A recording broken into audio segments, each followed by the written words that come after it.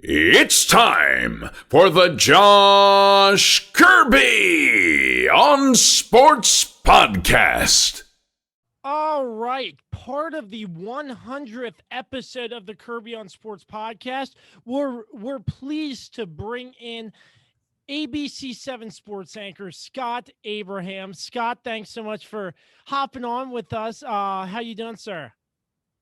Thanks for having me, my friend. I feel like I made it. I made your podcast. I'm pumped. Let's go to work. Absolutely. So, first and foremost, like, how's this season going for you so far with COVID and everything? I know there are a bunch of obstacles that reporters have had to deal with during this crazy time with COVID and whatnot. So, tell us a little bit about how your jobs have been affected by this virus and how the season's been going for you so far. Can say this, it's not boring, that's for sure. There's always something going on. There's always a story out there.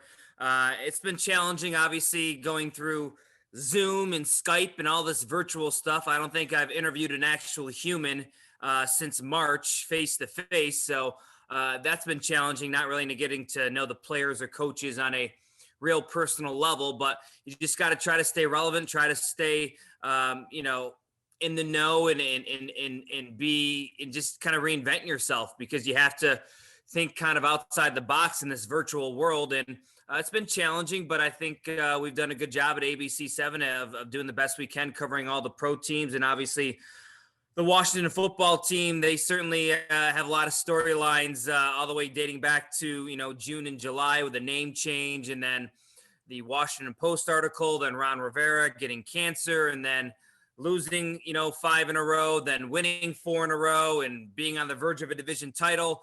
It's been a roller coaster, my friend, but it's certainly been fun to cover and watch evolve. So let's start off locally, the Washington football team in this crazy NFC East. There's not a team over 500 in this division, and Washington could easily wrap up the division next week with a win over Rivera's former team, the Carolina Panthers, who just fired their GM, and a Giants loss to the Baltimore Ravens. It's crazy, but what's your take on the NFC East as a whole so far through 16 weeks of this season? It's a mess. It's certainly been a head scratcher to watch because all 4 teams have had quite low points this year, and all 4 teams have shown some glimpses of maybe they can run away with the division. Washington kind of got hot at the right time of the season. The Giants did not get hot at the right time of the season. They're going downhill fast, and it seems like Washington is in great position because, as you mentioned, if they beat Carolina and the Giants lose to the Ravens, they're going to win the NFC East next week. They'll be celebrating in their locker room at FedEx Field.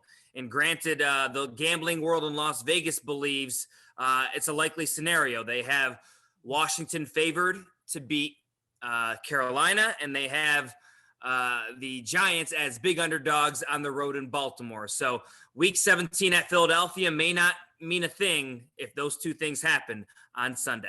If Washington were to pull this off with 1 week to spare, have you seen anything like this before in your tenure as a sports anchor?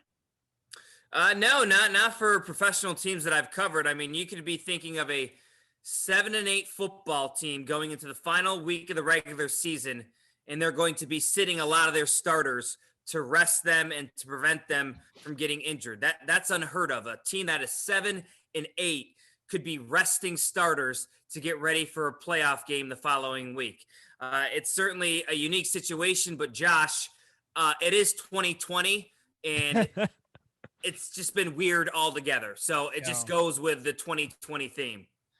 So, but before we move on, I just want to get your thoughts. How many people blasted you on Twitter for jinxing the Washington football team, so to speak? Yeah, that was, I was just doing my job, man. I was just trying to kind of applaud them for being one of the few teams that did not have a positive COVID-19 test. And I wanted to know, how are you guys doing it? What is your secret? And then a few days later, by golly, they get popped with their first positive test, Matt Ioannidis, and I guess, I jinxed them a little bit, and I got a little good razzing on Twitter, but, it was all in good fun. Yeah, I mean, you're just such a fun guy to talk to, and it's like, I should just tweet Scott out and be like, "Oh, yeah, you jinxed him." And Yeah. sure enough, you're just playing along like Yeah.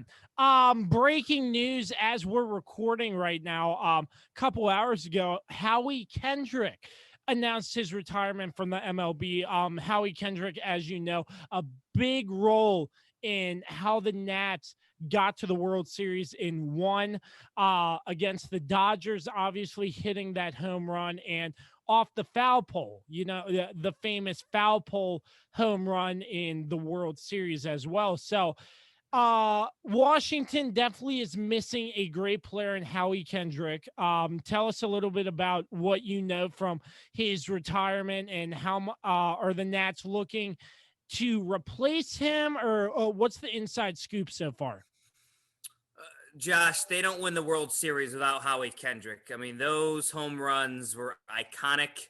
The grand slam at Dodger Stadium to beat the Dodgers in Game 5 of the NLDS, and then to do that in Game 7 of the World Series. 2-run homer off the foul pole. I tell everybody he should get a bronze statue outside Nats Park. I mean, those are just iconic moments, iconic, just things that Washington Nationals fans will never forget. And he's going to be a loss. He's a tremendous hitter, a professional hitter. And he's come up with a lot of clutch hits over the years, and he's going to be a big hole to fill for the Washington Nationals. Now, they have some holes to fill in terms of they need another starter because Anibal Sanchez is gone. They're going to need another big bat in the lineup to kind of protect Juan Soto. So maybe a JT Realmuto, maybe making a trade and maybe going after the Cubs, Bryant. He's always a good player. So, yeah, it'll be interesting to see. But happy retirement to Howie Kendrick. He certainly provided a lot of great moments for Nationals fans. Yeah, big names in the picture for the Washington Nationals. Who, in your opinion, do you see most likely to land in DC? Yeah, it's a good question. It all depends on how much Mike Rizzo and the Lerners kind of want to spend and open up their checkbook a little bit here. I could see a JT Realmuto coming over from the Phillies.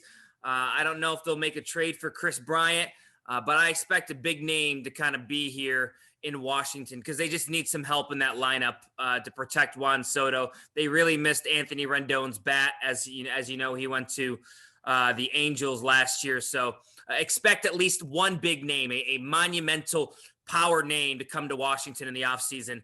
I don't know who it'll be, but I think they're going to have to get somebody big to be in that middle of the order. Absolutely. So NBA and NHL slated to start around Christmas, and the NHL around early January. How do you think these leagues are going to do with the rampant COVID cases so far, and with potentially a vaccine that could solve everything? I'm not a doctor, so I don't know. But anyways, what are your thoughts with the NBA and NHL seasons with COVID? Do you think they have a plan in place that they will succeed, or could COVID just overtake both these leagues? I mean, I was very worried about the NFL season because that is a contact sport, that is a physical sport, and so far so good for the NFL. It looks like they're going to make it to the playoffs. They're going to have a Super Bowl. They had some bumps in the road, but it wasn't catastrophic of having to shut down the season or shut down or add in an extra week or cancel games. They had to postpone games, but no cancellation. So I believe if the NFL could do it, any sport can do it because there's nothing as physical as the NFL out there. I think, obviously these respective leagues have a plan in place, the safety protocols, the COVID testing. They're still not going to be allowed, fans are going to be allowed in the buildings, maybe minimal fans depending on certain markets. I know like a Dallas Dallas Stars, the hockey team, I think they're allowing like 5,000 fans a game, and they seat 18,000. So a really small percentage just based on the market and what it's like for kind of those COVID hotspots across the country. But I think the NHL and the NBA, they're gonna have their seasons like anything else. They're gonna have some hiccups and bumps in the road, but at the end of the day, they're gonna get the season in, and the games will be played. Washington Capitals. Henrik Lundqvist from the Rangers, he announced that he will be stepping away from the season with a heart condition. Sad to hear, first and foremost, but sounds like Ilya Samsonov will get the starting goalie position. Who do you see backing Samsonov up? Do you see a name in the Capitals roster rotation, or do you see the Capitals trying to snag a veteran or something like that? They have no money, Josh. They have no money to sign anybody or get a free agent. So it's going to have to be somebody in their farm system. I believe, Copley or Vanacek, I believe, are some of the goalies that are in the farm system in Hershey. But this is going to be Ilya Samsonov. I mean, I was so excited, Josh, to potentially cover a future Hall of Famer in Henrik Lundqvist. He was going to be a great addition to the Caps because, as you know, this season is so compact and condensed because they have to put in 56 games in a short amount of time. So there's going to be a lot of back-to-backs. There's going to be 4 games in a week. So you're going to need 2 very good goaltenders to make it through this season. And it would have been a terrific 1-2 punch with Samsonov and Lundqvist. And now this is a really brutal blow for the Washington Capitals because they really have nowhere to go. They have to rely on somebody, in the AHL in their farm system. And Ilya Samsonov, they're going to have to hope he stands on his head and plays out of his mind this year because these long back-to-backs and these road trips and these games in a condensed schedule, it's going to be very hard for just one goaltender to handle that load. They're going to need somebody to step up and probably play and start 15 to 20 games as the backup goalie. Absolutely. That's a great point, Scott. Washington Wizards, they made the trade to send John Wall to Houston in exchange for Russell Westbrook. Does this in terms make Washington a contender in the East? What are your thoughts on the Wizards so far? I wouldn't go as far as a contender to win the Eastern Conference and play for an NBA championship. I think they got more exciting. I think they got more entertaining. I think there's more of a national eyeball, a national scope on the Washington Wizards. I mean, when you bring in a former league MVP and Russell Westbrook, that's pretty darn good, pretty exciting. And you pair him with a Bradley Beal, and then you bring in Davis Bertans. You got your own big three. You got your own 3-headed monster. That is going to be a fun trio to watch. And Russell Westbrook, he plays so hard, and everybody compliments him as such a great teammate. And he doesn't take a play off. He doesn't take a game off. He will give 110% in practice, in games. I'm also excited to see what John Wall does in Houston. I think this is going to be good for John, a fresh start, a new chapter for John. I hope he does well. He did so much for the Washington, D.C. community, did a lot for the franchise. I think the trade's going to work out for both parties. I really do. I think John's going to be in a good situation in Houston, and I think Washington's going to be very happy with Russell Westbrook. The 100th edition of the Kirby on Sports podcast, Scott Abraham joining us. We couldn't have done this without Regroup Building Services, PM Plus Reserves, and Shenandoah Primitive. Scott, thanks so much for hopping on with us. We really appreciate it, and I hope you and your family continue to stay safe, sir. Thank you so much. I appreciate it, Josh.